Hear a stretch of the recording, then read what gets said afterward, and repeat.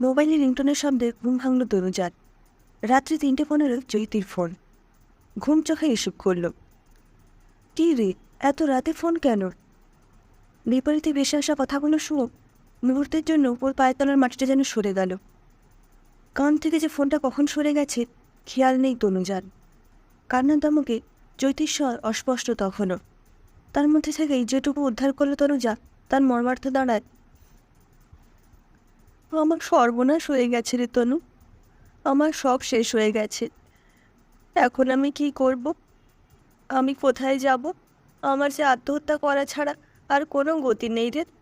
School জীবনে বান্ধবীর শেষের ওই মর্মান্তিক কথাটা শুনে আমল কেঁপে উঠল তনুজা। চৈতি খুব সাধারণ মেয়ে। স্কুল কলেজের পর বিয়ে করে সংসার করাই ওর জীবনের লক্ষ্য ছিল। তনুজার মতো চাকরি করে দীর্ঘদিন অরোরা থাকা তার কল্পনার অতীত।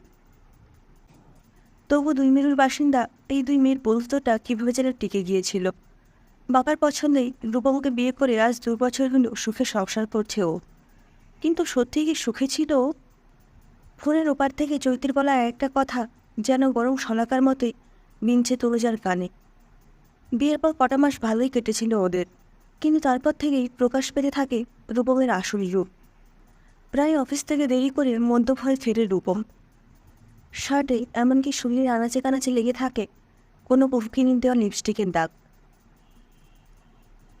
রূপমকে জিজ্ঞেস করলে নিষ্ঠুর বাক্যবান ছাড়া আর কিছুই জুটত না তার। এইসব কথা মা বাবাকে বলেনিও। একমাত্র মেয়ের বিয়েতে তারা এমনিই নিঃসঙ্গ।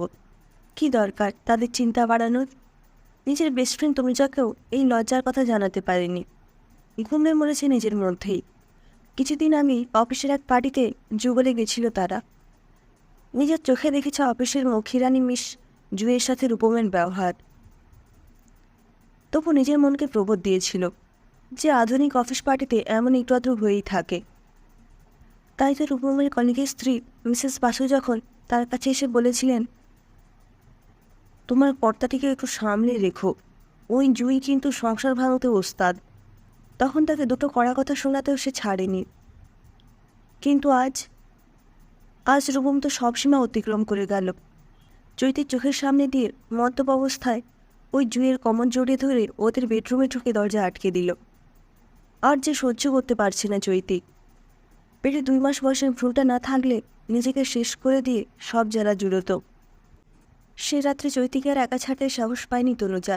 সারা রাত তার সাথে ফোনে কথা বলে গেছে। ভোরতেই স্কুটি নিয়ে বেরিয়ে পড়েছে মিনিট করে দূরতে থাকা চৈতির ফ্ল্যাটের উদ্দেশ্যে। তার যাবতীয় সব জিনিস নিয়ে চলে এসেছে নিজের ফ্ল্যাটে। মা মারা যাবার পর এই বিশাল ফ্ল্যাটেও একাই। স্কুল থেকে ফিরে এই খা ফ্ল্যাটে এতদিন দম বন্ধ হয়ে আসতো তনুজার। আজ থেকে আর তা হবে না। ডিভোর্স পেতে অসুবিধা হবে না চৈতির। যতদিন না বাচ্চা হচ্ছে বিশ্রামে থাকবে ও। তারপর না হয় চাকরির চেষ্টা করবে।